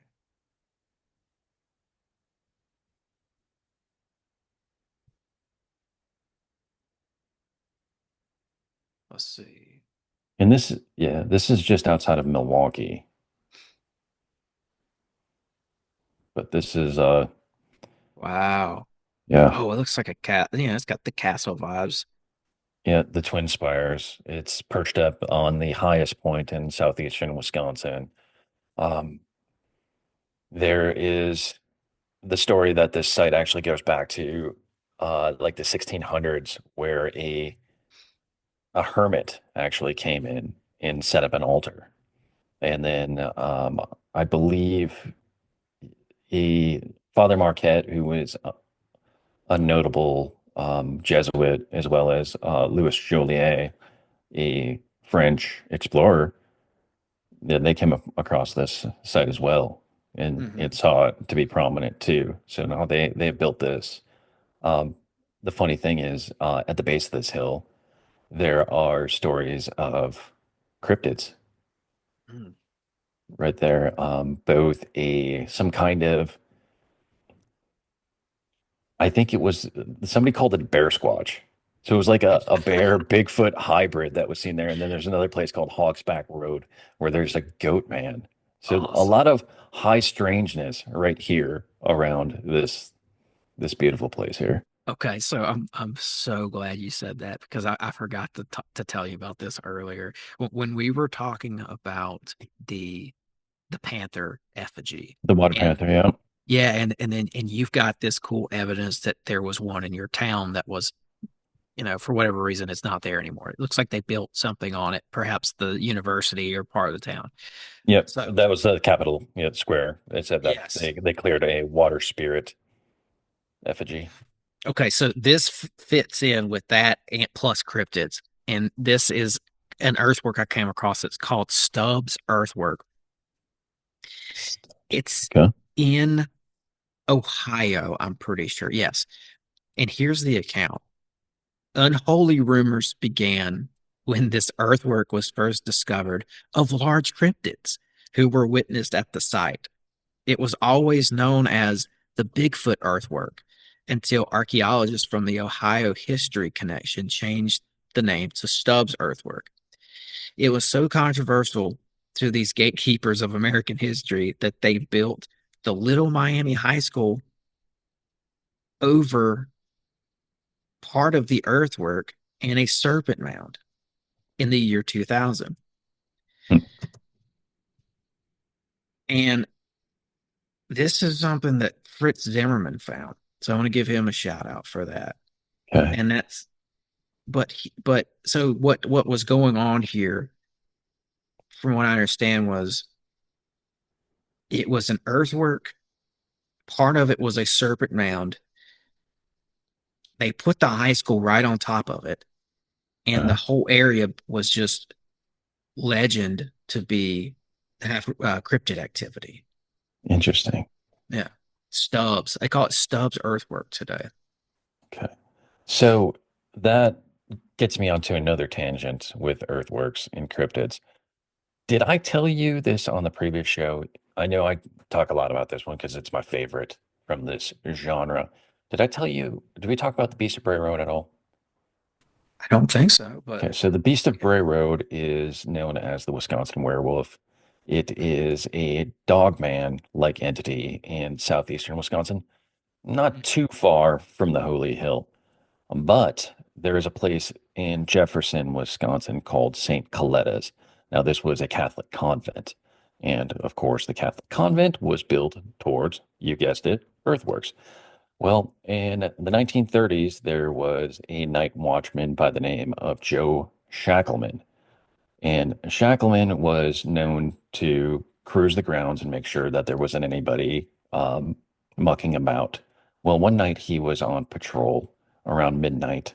He was walking the grounds and he came upon one of these mounds and he saw something scraping upon it. So he saw it, he got a little closer to it, and whatever it was that was on top of this mound stood up on its hind legs and looked him square in the eyes. Now, Shackleman, he was scared from this encounter and he froze. And the only thing he could think to do, he was on a Catholic convent after all, was for to pray to God to save him. Well, as he did that, the thing turned around and slinked off. Well, the following night, the same time, the same place, Shackleman, equipped with nothing more than a heavy flashlight, went to that mound site again and came in to counter with that same cryptid, that same beast, whatever it was. So was it using this earthwork as a portal? I'm not sure, but this is thought to be the first sighting of the beast of Bray Road. This upright walking dogman in Shackleman had encountered it 2 nights in a row.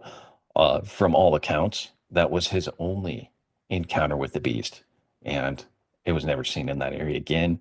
It's been seen more in Elkhorn, which would be southeast of there, where it makes its presence known to this day. But just kind of an interesting thing with cryptids and earthen mounds and Mhm. Indian burial sites. Yeah. While we're on this, the spiritual metaphysics of this, and what you just said there, was this thing using, was it a spirit of some sort? We don't have to get into the logistics of what it was.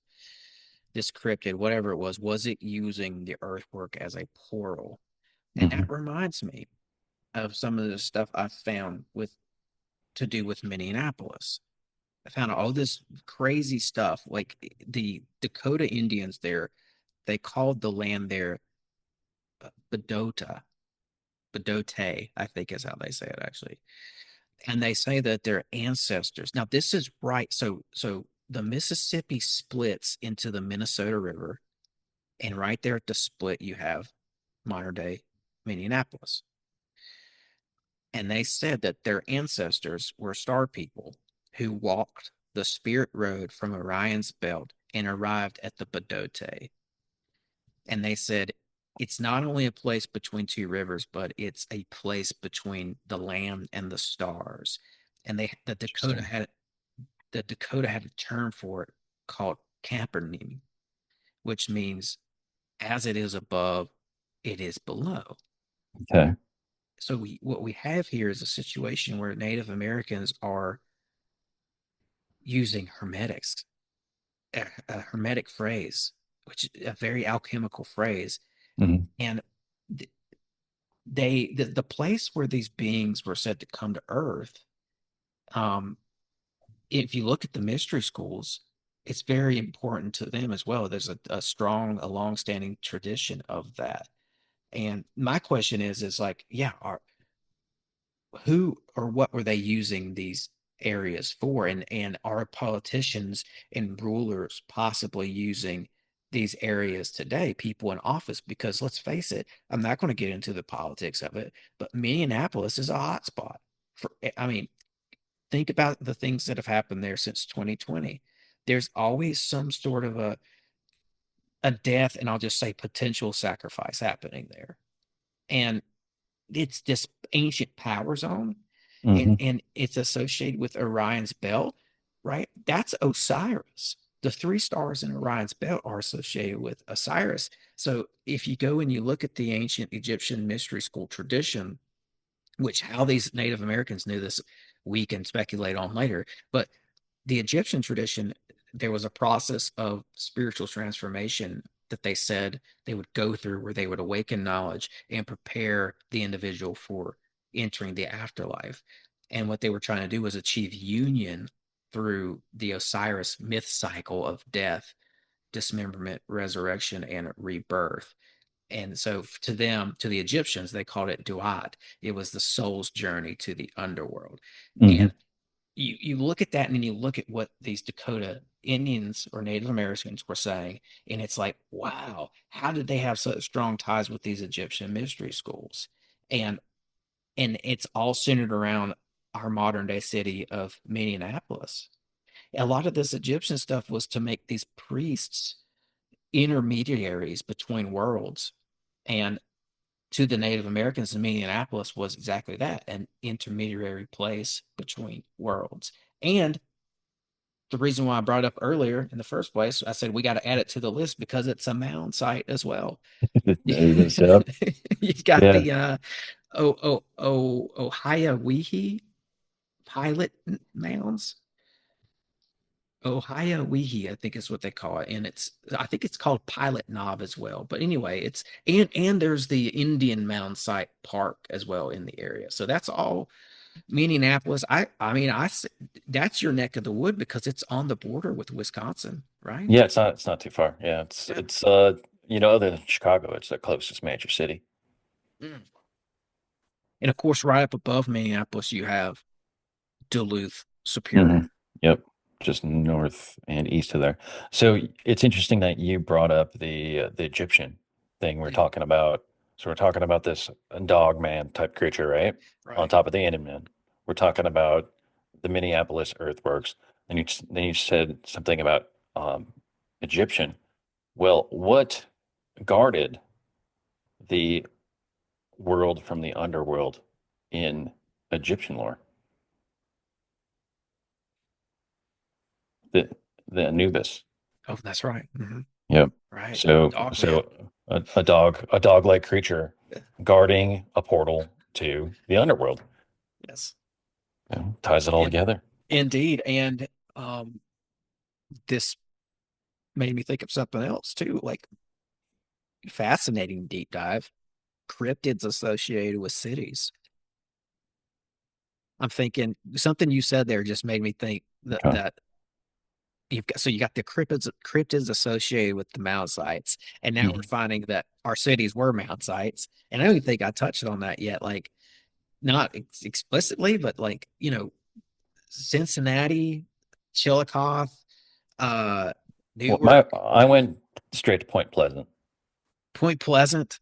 Yeah. Okay. So, but anyway, yeah, you're right. So cities on mound sites, and And we've I'm sure got there's mountain sites in Point Pleasant, West yeah, Virginia, West because that's Virginia's full right of on them. Ohio River, so it has to be. Yeah, Yeah. I think so too. And it was a sacred site to Chief Cornstalk and those people as well. It was Yep. some sort of a sacred site.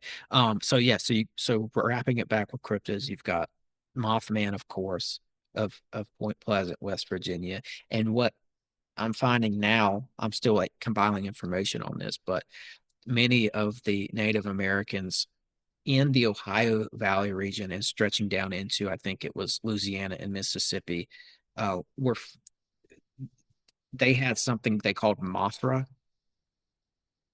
and it was a weird moth-like monster that Yeah. people that they were showing or putting on artifacts. I think maybe we're like modern people are calling it Mothra, like that's a nickname. But Yeah, yeah. either way, it was like a Mothman or Moth monster that they had. And then you got the Mothman of Chicago. Yep, the Chicago Great Lakes Mothman, yeah. You've got the that Or Lake Detroit. Michigan Mothman, they call it. So, does Detroit have like a hellhound or something? Detroit has the non rouge. Yeah, Or yeah. actually, I'll show that on here. See if I So, can what does that find it. mean? Red something, right? Yeah, it means red gremlin or something. Let's see. I'll pull it up and we'll figure it out. But yeah, this is the cryptid associated with Detroit. Let's see. Dunon Rouge. Or no, And that's it's March de Dunon Rouge. Yeah. there's a festival What that is they that thing? do. Yeah, it means red dwarf. That's what it Red is. dwarf. Okay. Legendary creature of Detroit, Michigan area whose appearance is said to bring misfortune for the white settlers of the area. Okay. So Detroit is well known for the night before Halloween. So not Halloween night, but the night before it, the December 30th. They call it Devil's Night. Mm, interesting. Let's go to the cryptid wiki. So there's another artist impression of that little green or little red dwarf goblin type thing. Interesting stuff, I right? love it. Yeah, I love stuff Yeah, like this, same. like Yeah, local cryptid lore. yeah. There was that. I thought it was interesting too in that show, the Ozarks. Hmm. Um, is that what that show was called? It took It's place in the Ozarks. Ozark. I think it was Yeah, just called Ozark, the one with what? Jason Bateman. Yeah, that one. Yep. There's a really cool scene in one of those seasons where Ruth goes to Chicago, and I think she's real tired. They were very it was very mysterious why they put this scene in there. But anyway, she was sitting in her car in Chicago, and there's a scene where she looks in the rear view or the side view mirror, and she's looking at the street way up the way behind her, and these cryptids walk out into the street, and they're like beasts. They're like, how do I describe them? I may have completely missed that scene. Strange hellhound beasts. They weren't dog-like. They weren't Oh, bear-like. They were just beasts. I don't know how else to oh. put it. But I always thought that that was a really wild thing to include in that show was like these random cryptids and Because there's nothing struggling. supernatural about that show other I than know. that. So that's Yeah. interesting. Okay. I'll have to look for that. I'm sure there's Yeah. fan There's theories because that probably was, something. yeah, crazy. Yeah, man. Crazy. And then I mean I don't know, to bring it in or to touch on one more thing, maybe, you had I think you have the goddess worship over here, a lot of that in Mhm. the early Well, US alluded to we that. have Columbia right on top of our state capital. Yeah. The in the Pike letters, he said when they went out west to look for this meridian, they he was describing this group of Templars and he said that they covenanted the goddess. So the Templars who laid the land claims had a goddess-centric religion that they have carried with them all this time throughout the ages. So that's just another element in my mind as to who founded some of the cities and what they believed. I think that's why you see all the goddess worship showing up in our modern cities. I mean, it's saturated. DC is saturated with goddess worship. I mean, you've got Well, it the is the dome. District of Columbia. Columbia, yeah, the dove. That's Isis, Ishtar, Asayas, and that's who the Templars regarded as the great goddess. And then Mhm. on the dome, you have it's the dome represents the pregnant belly of Isis, Mhm. and on top of it is a goddess, little goddess statue, and I don't remember which goddess it was. I think D- where we're talking. Washington D.C. on the I Capitol think it Hill. is. I think it is Columbia. Okay, then it's Columbia. Yeah, I probably assume right. so. Anyway, being the District of Columbia, but you know, like, what does Columbia obviously isn't in the pantheon. She is, you know, your traditional pantheon, right? It's like a Mhm. modern pantheon of countries where you have like France has like Marianne and uh, England has Britannia Right. and America has Columbia. So I've never really got into the bottom of that kind of pantheon and how it came about, but there has to be something important there because it's kind of the persona of the country, right? Mhm. Ensconced in a goddess. And speaking of goddess worship, the only recognized Marian apparition in America is in Wisconsin. It's just a little tiny town just north of Green Yeah. Bay, and Yeah. it's called Champion Robinsonville. I'm not sure what the current. I think currently it goes by Robinsonville, but it used to be called Champion. There's a But shrine there, right? there's a shrine there, and I got to stop there over the summer and take a couple pictures. And you know, I didn't have a lot of time. The kids were in the car. My wife had no interest in this at all. The kids definitely not. But just kind of see there, grab a few brochures. Um, I picked up a book on it, but you know, everything I get is um, the official word from like the Catholic Church or, you know, with a Catholic bent on it. But I want to know, like, what what did this young peasant girl, who by all accounts was illiterate, a Belgian immigrant, Mhm. what did she witness there? And if she had seen it this year, you know, 2026, what would she make of it? Would she still think it's the Mother Mary, or would it have some other kind of New Age context? So I got to do some more reading on it and see how this kind of fits into the other um, goddess cult worshiping, whether, you know, we talked about Demeter or uh, what is the other? I'm drawing a blank. Getting too late here. On some of the Yeah. other goddess in that pantheon. It's like, well, what Yeah. did she actually see there? I know, obviously, her being Catholic, it was drawn through a Catholic lens. But what did she actually witness? Was it the actual Mother Mary, or was it something else that was trying to deceive her in her Catholic Yes. worldview? I'm not sure. Yes. And I mean, it's fair to pose the question. It's funny that you mentioned this, because I've been looking into these female apparitions a lot lately. And And probably there's a because of the Bledsoe stuff, right? well, I have a fascination with it, and that ties into it certainly. Yeah. And I've certainly listened to what he has to say, and I've looked at the some of the ties I would say are obvious to this UFO phenomenon. Mhm. But speaking of in the context of this episode, the the beginnings of this country are closely linked to these goddess apparitions. The inner circle of George Washington, they all said he had some sort of a vision, and but it was beyond the vision. It wasn't a dream, and it came to him, and it was a lady, and that she had called him the child of the republic, and had said some other things to him regarding creating this country.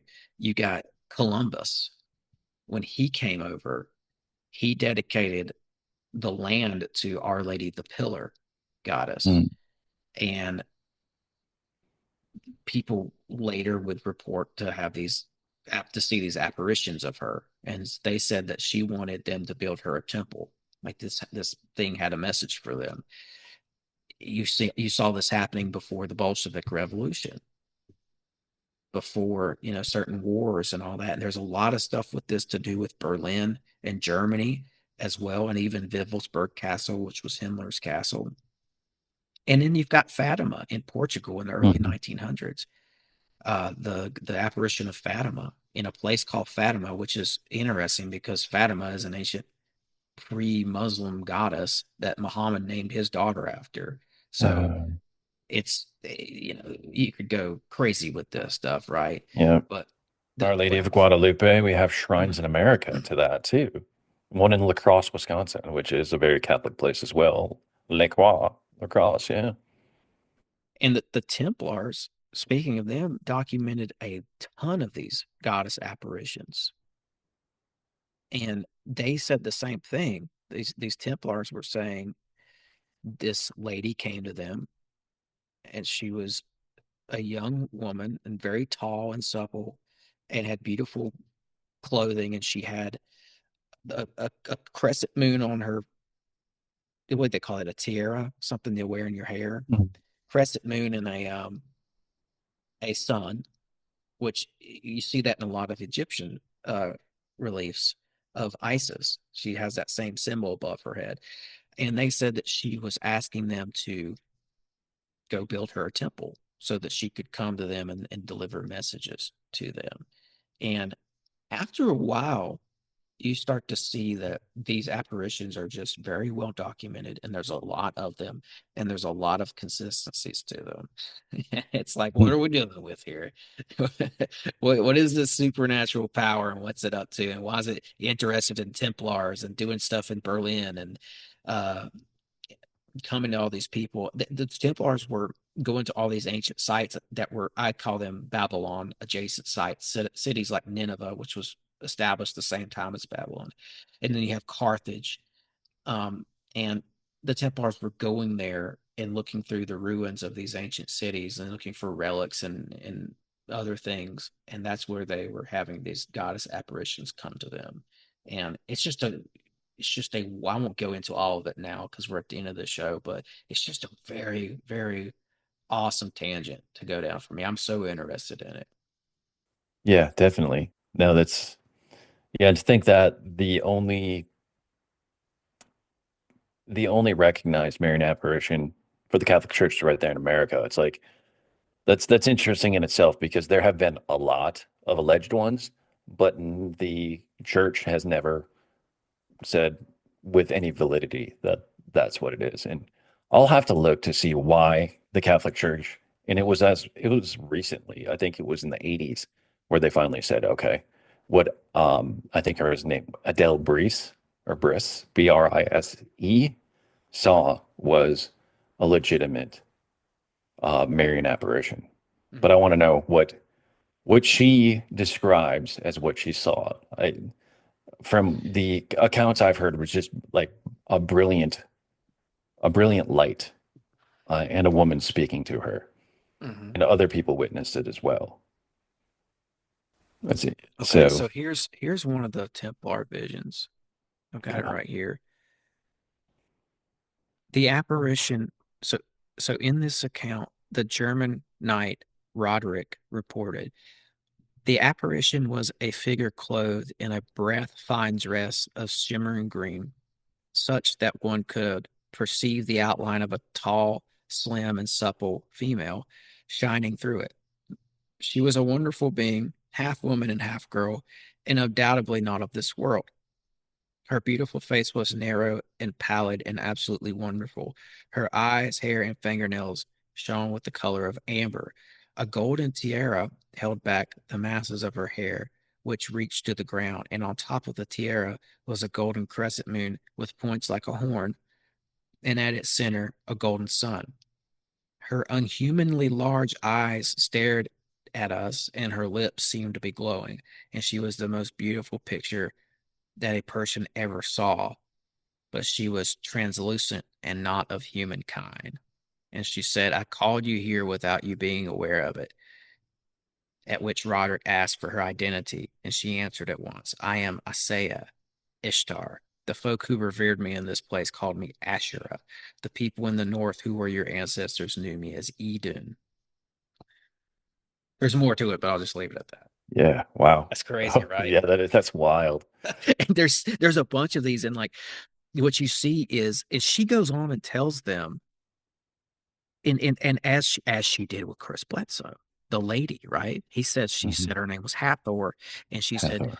people have called me by many different names. Mm-hmm. That's Mm-hmm. what she tells the Templars as well in all these apparitions. And she's like, my name changed according to different people who worship me. It's like, I don't know, like, people migrate, people groups move around and migrate, and as they move, basically her name would change to suit their language. And she would go by the Edu, Asayas, Ashtoreth, which is in the Bible, Yeah. Ashtoreth, which is in the Bible, um, Ishtar. Cybele, Ray, Tanit. In one of the other legends, she comes to the Templars and she's Tanit, which was a consort of Baal Haman. And then you've got Ceres, Virgo, Tierra, Aphrodite, and there's more, but I'm blanking. Okay. So Wild stuff. this would be for a future show, but another thread to pull on in this is the book American Gods by Neil Gaiman. Have you read it? No, but I'm gonna make a note of it. Okay. So the interesting thing about that book from a Wisconsin perspective is Neil Gaiman is an Englishman. Well, he took a American Bride and she was from Wisconsin. So when he was writing the book American Gods, he was living in Wisconsin and traveling around the Northwoods and to some of the sites around Wisconsin and incorporated a place called the House on the Rock, which is a crazy funhouse place of intrigue and mystery in Spring Green, Wisconsin. People may know Spring Green, Wisconsin as being the home of Frank Lloyd Wright. That's where his studio was. That's where he grew up. But there's also this other place called the House on the Rock. And inside the House on the Rock, the most prominent feature in there, other than, I guess there's several, but is the carousel. There is a huge carousel. And in the book, the characters, the main character uses it as a portal. So it's really interesting how they incorporated the House on the Rock, specifically that carousel, into the narrative of that book, as well as other places in Wisconsin under different names, but specifically House on the Rock. So I'd recommend giving that a reading, seeing what you know about mythology, conspiracy. This thing was written, I want to say it was written in like 1999. So a lot of this wasn't mainstream knowledge like it is. So I'd be interested to see um, what you make of it. But they call it American Gods because it is about this guy named Shadow encountering uh, several of these gods that are coming back to make their claim on America. So it's the old gods returning in the modern day context. And it's just a wonderful book. There was a short-lived TV series. I haven't seen it yet. That looks pretty good. I don't even know where to find it, but you start with the book, of course.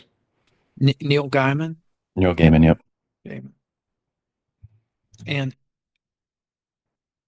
is this fiction or It's fiction. Yeah, okay? Okay. Still though, it's I it's see. it's a novel. Yeah, Yeah, but it's including and inclusive of all these certain narratives that we're talking yeah, about. Man, that sounds yeah, interesting. yeah. Yeah, there's a whole other and like we're winding down, so I won't get into it tonight, but there's a whole other sect of secret societies that I stumbled upon, and they were early secret societies here in America with traditions that trace back to the Phoenicians. And again, this is a bunch of stuff that most people have never heard of. It's you have to turn over rocks to find it. But there were like they call themselves the was it Knights of Malta, or it was some variation of Knights of Malta.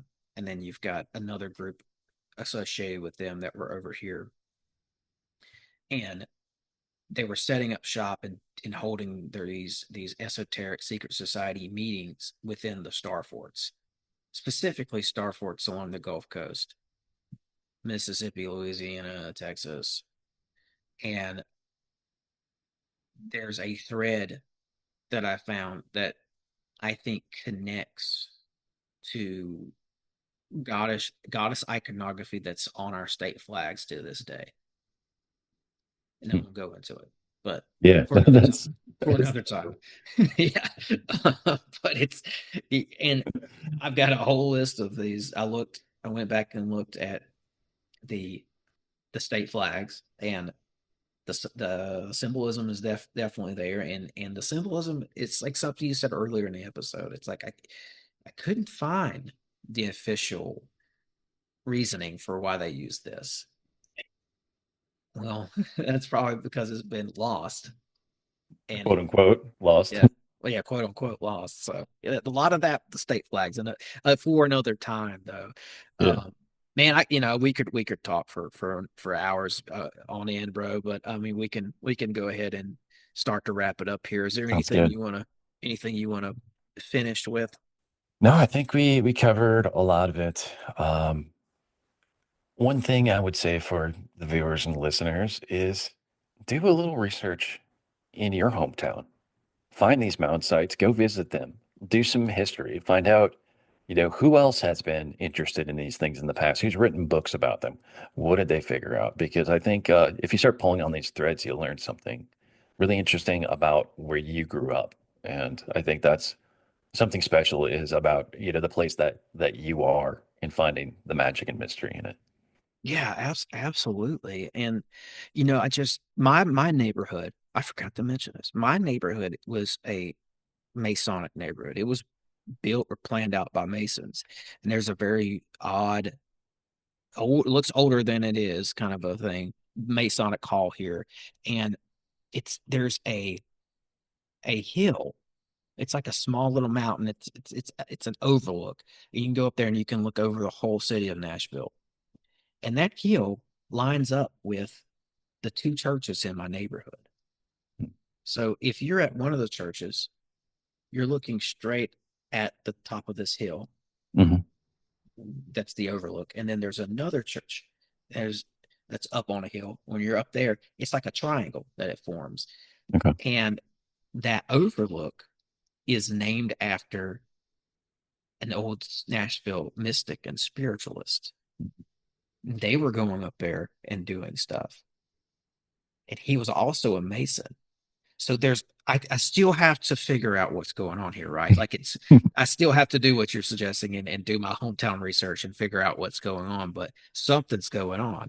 And Yeah. I just want to throw that in, and we'll end it with that, of course. But man, Yeah. I second what you said there. Like I guarantee you just have to look. Everybody has something right there in their backyard. Definitely, yeah. Yeah, look just for your own amusement. And if you come up with something cool, drop Tim a line. Maybe you can be his next guest. Yeah, for sure. And man, this has been great.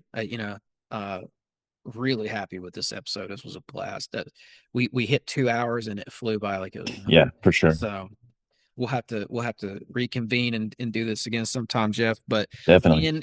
in closing, let everybody know where they can find your Yeah. work. Find me, Badgerland Legends, Facebook, Instagram, I'm most active on. If you want to contact me directly with something that you've dug up in Wisconsin or something we talked about here tonight, yeah, uh, drop me a DM. I'm happy to chat anytime. Very cool. Check the description down below, guys, for his links. And with that, we'll wrap it up. As always, break the mold, conquer the realm, and thanks for listening.